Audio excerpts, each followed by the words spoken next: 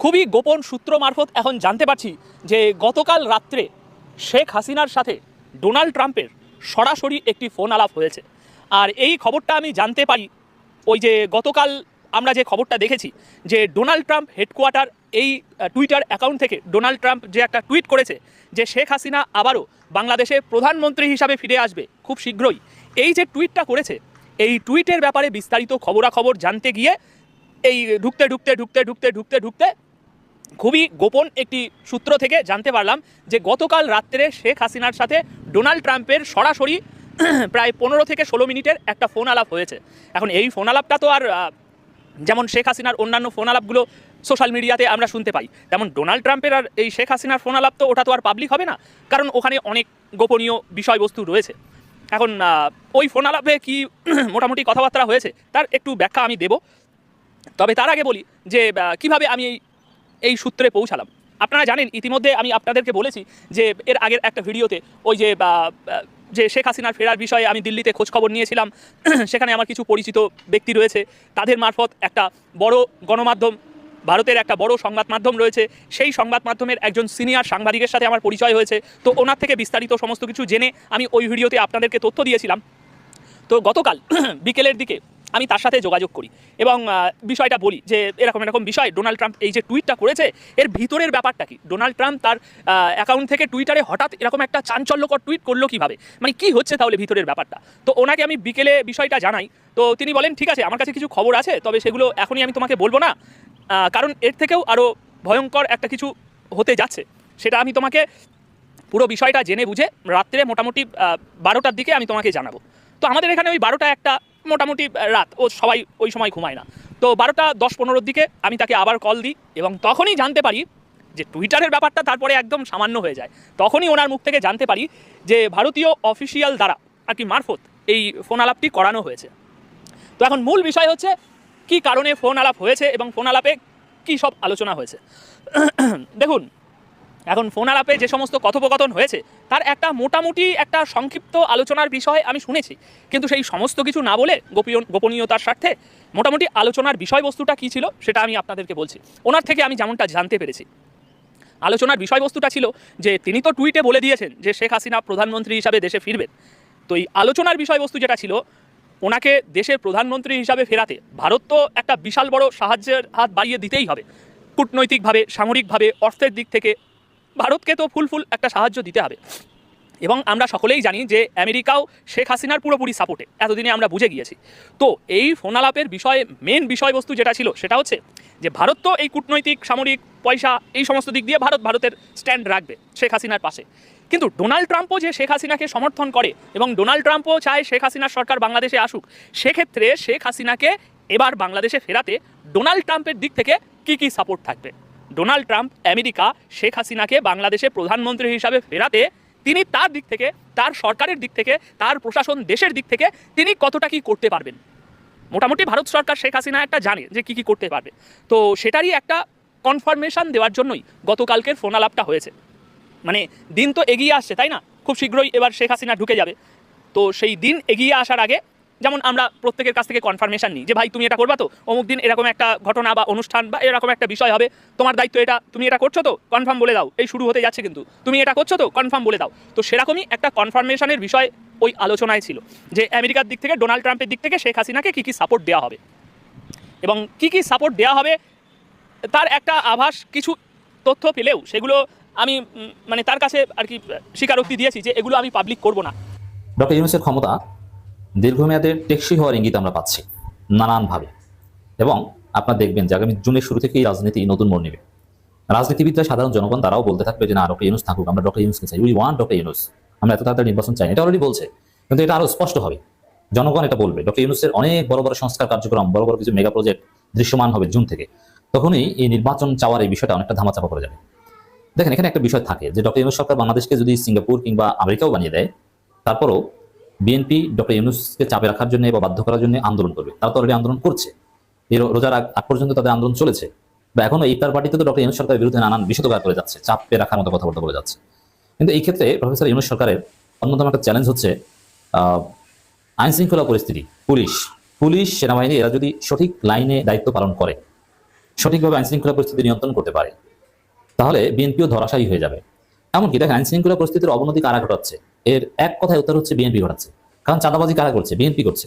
হ্যাঁ, এখন দুই একজন সমন্বয়ক চাঁদাবাজি করছেন, কিন্তু 100 চাঁদাবাজির মধ্যে 99.99টা করছে বিএনপি, আর ওই 0.9 এটা হয়তো বা 0.009 এটা করতে পারে সমন্বয়করা। 10,000 চাঁদাবাজির মধ্যে একটাই পাবেন সমন্বয়কদের, আর সবগুলো পাবেন বিএনপি। অতএব এমনকি এই যে চুরি, ছিনতাই, ডাকাতি এগুলো বিএনপি করছে, ধরা পড়ছে বিএনপির লোকজন। ডাকাতকে ছাত্রদল নেতার নেতৃত্বে সারিয়ে আনতে থানা ঘেরাও করা হচ্ছে। এছাড়া এই বিষয়গুলো সরকারের জন্য উদ্বেগজনক, যে ডাকাতকে গ্রেপ্তার করেছে পুলিশ, তাকে ছাড়িয়ে আনতে ছাত্রদল নেতার নেতৃত্বে থানা ঘেরাও। খবর গণমাধ্যমে স্বেচ্ছাসেবক দলের নেতা ঢাকায়, পটুয়াখালী স্বেচ্ছাসেবক দলের নেতা পটুয়াখালীতে স্বর্ণ ডাকাতি করতে এসে গ্রেপ্তার, পদস্থিত। কক্সবাজারে ডাকাতি করতে গিয়ে স্বেচ্ছাসেবক দল ছাত্রদল নেতা আটক। এটা এখন নিত্যনৈমিত্তিক ঘটনা। অতএব সেই বিএনপি যদি আন্দোলনে হুমকি দেয়, তাদেরকে তো ধরাশয়ী করতে হবে। এই বিএনপি আন্দোলনের হুমকি দেওয়ার সাহসটা পায় কিভাবে? যারা এখন পেশাগতভাবে ডাকাতি করে পুলিশের দুর্বলতার কারণে। এই দুর্বলতাটাও ওভারকাম হবে। বিএনপির কথা থানা চলে। যেমন আমি নিজের কাছে এরকম বেশ কিছু খবর, অভিযোগ এসেছে যে বিএনপির এক চাঁদাবাজকে ছেলেপান ধরে থানায় দিয়ে এসেছে, দুপুরের দিকে সন্ধ্যার মধ্যে বিএনপির নেতারা যে তাকে ছাড়িয়ে এনেছে। এটা গণমাধ্যমে আসেনি। এরকম অনেক শত শত হাজার হাজার ঘটনা আছে যেগুলো গণমাধ্যমে আসে না, বিএনপির লোকজন থানা চালায়। তো এটা ডক্টর ইউনূস যে সংস্কার করবেন এবং যতদিন ক্ষমতায় থাকার প্রয়োজন ততদিন থাকবেন, তারপরে একটা সুন্দর নির্বাচন দিয়ে চলে যাবেন, এই কাজটা করতে হলে পুলিশের উপর নিয়ন্ত্রণ, এমনকি সুষ্ঠু নির্বাচন যদি ডক্টর ইউনূস না করতে পারেন, তাহলে ডক্টর ইউনূস ব্যর্থ। এই জন্য ডক্টর ইউনূস কি কারচুপি নির্বাচন করবেন? না। সুষ্ঠু নির্বাচন করতে হলেই তো পুলিশকে নিউট্রাল করতে হবে, আইনশৃঙ্খলা পরিস্থিতি ব্যাপক শক্তিশালী করতে হবে। এটা কিভাবে করবেন? এতেই বিএনপিকে দমন করা লাগবে এক কথায়। কারণ এই সন্ত্রাস চাঁদাবাজিদের দমন না করলে আপনি নির্বাচন করবেন কিভাবে? আর ডক্টর ইউনূস কি হাসিনা মার্কা নির্বাচন উপহার দিয়ে চলে যাবে? এই কলঙ্ক কি ডক্টর ইউনূস নেবেন শেষ বয়স শেষে? জীবনও না। অতএব ডক্টর ইউনূসকে প্রয়োজন মাফিক ক্ষমতায় থাকতে হবে। এই জন্য সবকিছু ঠিক করতে হবে। এই ঠিক করার জন্য একটা হচ্ছে অর্থনৈতিক স্থিতিশীলতা, যেটা প্রধান উপদেষ্টা চীন সফরে যাচ্ছেন, আরো কিছু দ্বিপাক্ষিক সফর আছে, সেখান থেকে কিছু টাকা পয়সা, এমনকি স্টার্লিংকের সাথে চুক্তি, এরকম অনেক কিছু আপনারা দেখবেন যেগুলো দৃশ্যমান হবে জুনে। বেকারত্ব দূরীকরণেও কিছু মেগা প্রজেক্ট আসছে, লক্ষ লক্ষ বেকারদের চাকরি হবে জুনের মধ্যে। তখনই দেখবেন যে ডক্টর ইউনূস আরো শক্তিশালী হয়েছে। আর ডক্টর ইউনূস যদি এরকম বেকারত্ব দূরীকরণে বা আরো কিছু মেগা প্রজেক্ট বাংলাদেশে লঞ্চ করতে পারেন, এটা তার দীর্ঘমেয়াদী ক্ষমতায় থাকার মূল ভিত্তি স্থাপন করবে। আর দীর্ঘমেয়াদী ক্ষমতায় থাকা এটা কোনো খায়ের শব্দে বলছি না, এটা বলছি যে সুষ্ঠু নির্বাচন নিশ্চিত করার জন্য যতটুকু দরকার ততটুকু, সেটা কিছুতেই ডিসেম্বর পর্যন্ত নয়, তার চাইতে বেশি, সেটা 2-3 বছরও হতে পারে। এটা একটা দিক, এটা হবে। আর একটা দিক হচ্ছে পুলিশের আইজিপি একটা কথা বলেছে, পুলিশের আইজিপি নিয়ে একটা চমৎকার হয়েছে। বিএনপির লোকজন এটা পছন্দ করতে পারছে না, ওই তার আত্মীয় কে নাকি আওয়ামী লীগ এটা খুঁজে বের করছে। এটা খুঁজলে বাংলাদেশে সবাই আওয়ামী লীগ। আওয়ামী লীগের সাথে আত্মীয়তা কার নাই? সবাই আছে। আমার আপনার আত্মীয় আওয়ামী লীগ আছে না? আছে, 100% আছে। আমি কোনো আওয়ামী লীগ বিএনপি কিছু বুঝি না।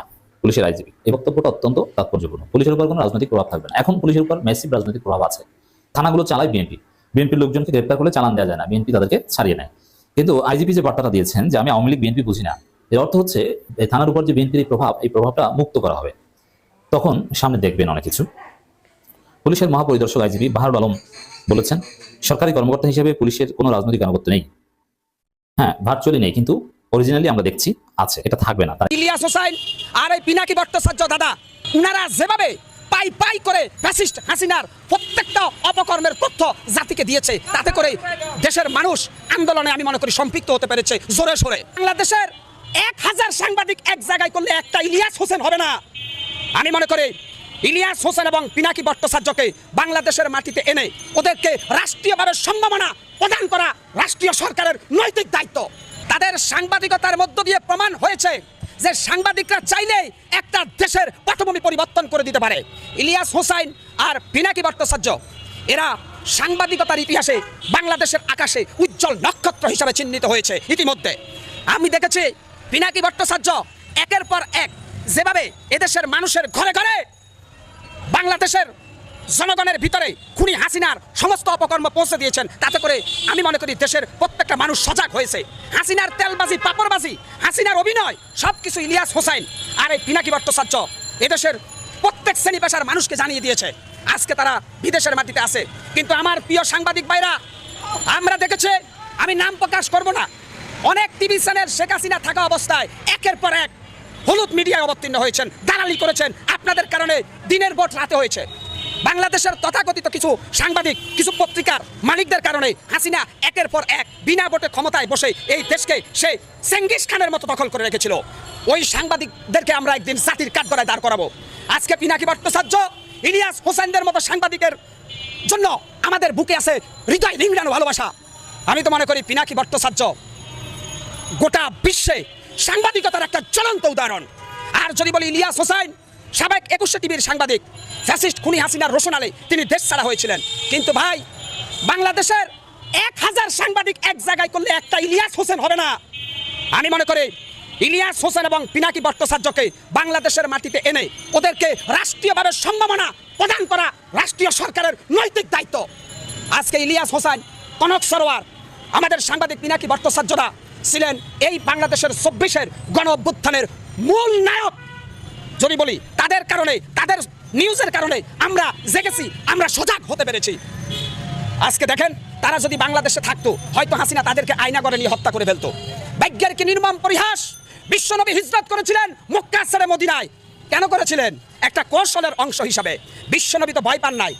শেষ পর্যন্ত আল্লাহর নবী জনাবে মুহাম্মদ রাসূলুল্লাহ সাল্লাল্লাহু আলাইহি সাল্লাম মক্কা মদিনা সহ গোটা পৃথিবী বিজয় করেছেন। পিনাকি ভট্টাচার্যরা ওই প্যাসিস্ট খুনি হাসিনার কারণে তারা হিজরত করেছেন।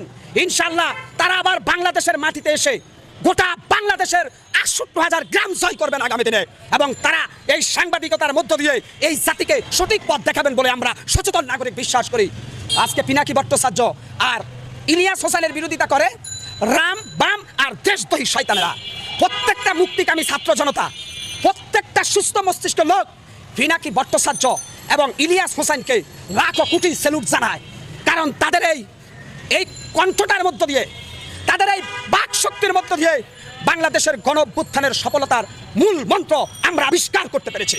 বাংলাদেশে এই মুহূর্তে আপনার দুইটা সরকার কানেক্টেড, একটা অনলাইন সরকার, একটা অফলাইন সরকার। তো ক্ষেত্র বিশেষে অনলাইন সরকার অফলাইনের সরকারের কাছে পাত্তা পায় না, আবার ক্ষেত্র বিশেষে অনলাইন সরকার যা ঘটাইতে পারে এটা সামাল দিতে পারে না অফলাইন সরকার।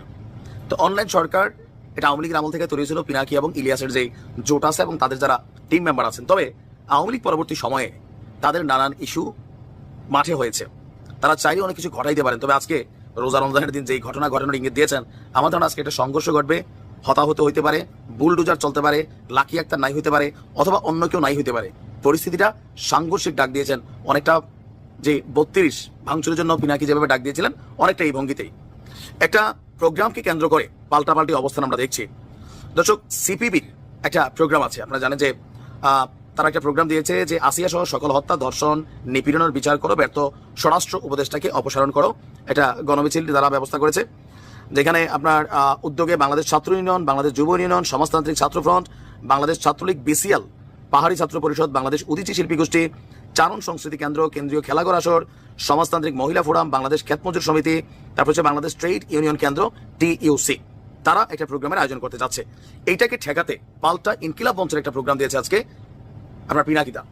তো তিনি একটা স্ট্যাটাস দিয়েছেন, মুহূর্তে ভাইরাল। তিনি লিখছেন, আজকে এই কর্মসূচিটা শেখ হাসিনাকে নিয়ে বড়সড় দাবি করলেন তার ঘনিষ্ঠ তথা মার্কিন আওয়ামী লীগের নেতা রাব্বি আলম। বুধবার এক সাক্ষাৎকারে তিনি দাবি করেন বাংলাদেশের প্রধানমন্ত্রী হিসেবেই ফিরবেন হাসিনা। একই সঙ্গে তিনি খুব উগরে দেন সে দেশের বর্তমান প্রধান উপদেষ্টা ডক্টর মোহাম্মদ ইউনূসকে নিয়ে। সংবাদ সংস্থা ANI-কে দেওয়া সাক্ষাৎকারে রাব্বি আলম মুখ খুললেন শেখ হাসিনাকে নিয়ে। ইউনূস সরকারের দিকে তিনি তুপ রেগে দেন। তিনি বলেন, আমরা চাই বাংলাদেশের উপদেষ্টা পদত্যাগ করুক এবং বলতে চাই যেখান থেকে এসেছেন সেখানে ফিরে যেতে। শেখ হাসিনা বাংলাদেশের প্রধানমন্ত্রী হিসেবে আবারও ফিরে আসছেন।